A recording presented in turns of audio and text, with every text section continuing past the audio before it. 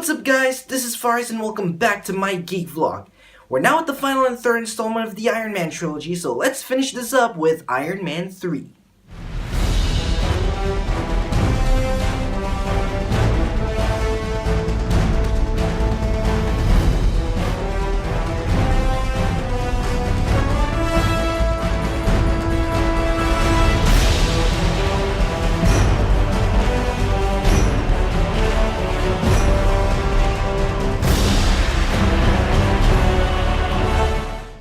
Iron Man 3 was released 5 years ago and becomes the highest grossing Iron Man film and one of the highest grossing Marvel Studios film, until Black Panther knocks it down.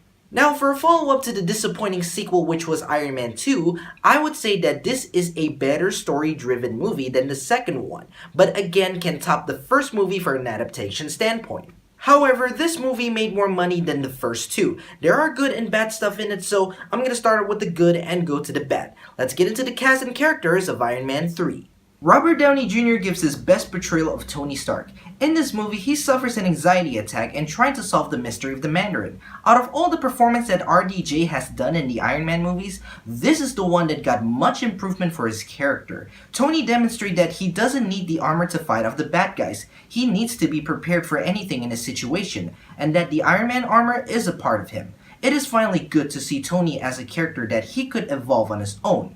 Don Cheadle returns as Rhodey, and he's a little better here than he was in Iron Man 2. He now works on a government mission to track down the Mandarin as well as protecting the nation and the president with his new armor persona, the Iron Patriot, rather than just staying as War Machine cause they thought it sounds aggressive for an American superhero name. And like Tony, he also demonstrated that he could be prepared anything without the armor. Gwyneth Paltrow also returns as Pepper in this movie, and she is better than she was in the previous one. In here, Pepper shows how helpful she is as someone who is close to Tony. She concerns and cares so much for Tony and his life, and even becoming a badass. Not being the annoying assistant arguing something unnecessary in the previous one. God, I want to slap her in the second one. Beside the cast and characters returning from the previous film, we also got new cast and characters in this film. Ben Kingsley plays the Mandarin, my favorite Iron Man villain. He's the leader of the terrorist group known as the Ten Rings, the same group who kidnaps Tony in the first movie. In here, the Ten Rings have been involved on hijacking TV broadcasts in the US to send out a message to the public as well as the government for planning their bombing attacks, which they did in Tennessee as well as the Grauman's Chinese Theater in Hollywood. And it's only a matter of time when the Master comes out to show his true power to fight Iron Man and taking over the state. Oh my God! My name's Trevor Slattery. That's right, this is not the Mandarin that we thought about from the comics and animated series. Unfortunately, Marvel uses this Mandarin name as a metaphor to fool out the audience and Marvel readers. Apparently, this Mandarin metaphor was just a creation to fear the public and the government about the attack they planned. Beside not the Mandarin in this movie, we got Ultra Killian played by Guy Pearce. Like in the Iron Man Extremis graphic novel, he is indeed the creator of the Extremis virus that would allow disabled soldiers to grow their missing body parts, giving them super strength, heat powers, healing, and agility.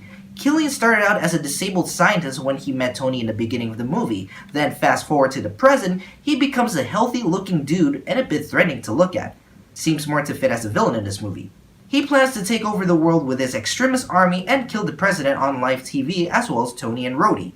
Okay, this definitely sounds like a Mandarin thing, but my question is, where is the real Mandarin in this movie? You said you wanted the Mandarin. You're looking right at him. Oh, you gotta be kidding me! It was always me, Tony. Right from the start. I am the Mandarin! Sir, you may be a decent villain, but as the Mandarin, you're not. The Mandarin has always been known as one of Iron Man's greatest foes, with his signature weapon that comes from the 10 rings he found on an alien spaceship. I like Ultra Killian as a villain in this movie, but calling him the Mandarin is just an insult, a WTF moment, and a facepalm to readers who have followed the Iron Man comics. If you guys are okay with this twist, well, go ahead and enjoy it. For me, looking back, it made me feel disappointed as a fan of the character from the comics. But I gotta admit, Ultra Killian is one threatening villain to Iron Man, and we can understand his motivation on why he wants to do such a thing. So he was a decent villain. I'll be waiting for the real Mandarin to appear if it ever happens. Other new casts appear like Rebecca Hall as Tony's ex Maya Hansen, Ty Simpkins as Harley, James Batchdale as Eric Seven, who's known as Cold Blood in the comics, Stephanie Shostak as Ellen Brand, who's known as a supporting character to the Marvel character Man-Thing, and then returning cast members like Jon Favreau as Happy Hogan, Paul Bettany's voice as Jarvis, and a cameo from Stan Lee and Mark Ruffalo as Bruce Banner in the after credit of the film. The plot and story in this movie is heavily inspired by the Extremis storyline, with a little hints of the Mandarin vibe to make it an original story. Extremis is more on the center of the plot and story than the Mandarin, and like I said before, the Mandarin name was just a metaphor to fool off the public and this movie's audience in order to give Tony's life to be torn apart, allowing him to fight back. Plus, did anyone notice the plot of this movie is almost a mix of The Incredibles and The Dark Knight Rises? Tony is Mr. Incredible as he ignores Killian, who's basically Syndrome in the beginning, and many years later Killian seeks revenge on Tony, so Tony must rise up to get back into action to take down a monster he created in the past. Before this movie was in development, I wasn't expecting too much of an Extremis-based adaptation, because they took a bit of that element with the origin and the armor to the first movie. I was expecting that Marvel should bring his greatest arch nemesis, which is the Mandarin, with a loosely based adaptation of the Hands of the Mandarin story, since the Mandarin was mentioned with the 10 rings in the first movie. But hey, it didn't turn out to what I've expected. It would have been cool if the final fight reveals that Killian is actually working for the real Mandarin and that the character finally shows up showing his true power fighting Iron Man and War Machine. That would have been epic to see Tony and Rhodey develop their characters as duo/partner. Much better than the fight with Whiplash Dynamo from the second one. That plot twist would never happen, but still turned out to be a missed opportunity. If they want to keep the same thing, they should have taken the Mandarin name out of it and make it as a hint at the end setting up a fourth movie. But hey, that's just me. However, there was a Marvel one-shot short film that takes place after this movie called All Hail to the King. And that short film, it was mentioned that Killian took the Mandarin name based on a legendary and powerful historical figure.